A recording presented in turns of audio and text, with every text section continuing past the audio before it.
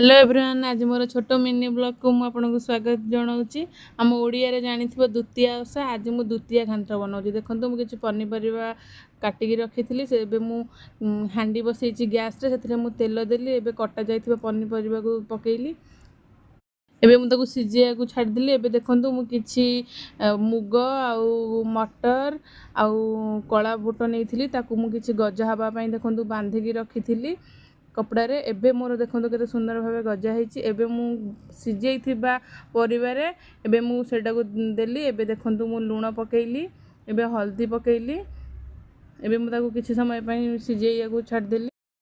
एबे मु गैस रे कड़ाई बसैली। कड़ाई रे किछि तेल पकेली। तेल पर गरम मसला किछि गोटा पकेली। एबे मु गरम मसला गरम हो आसला पर मु प्याज पकेली।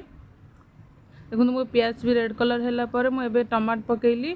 किछि रसुण अदा पियाज नहीं मुझे पेस्ट बनैबी। देखो मो पेस्ट भी हो गला। ता भीतर मोर टमाट भी हो गला। मो पेस्ट टमाटर देकी किछि सुखिला मसला गुंड नहीं से ऐड कली। एबे देखो मो मसलाटा हो गला।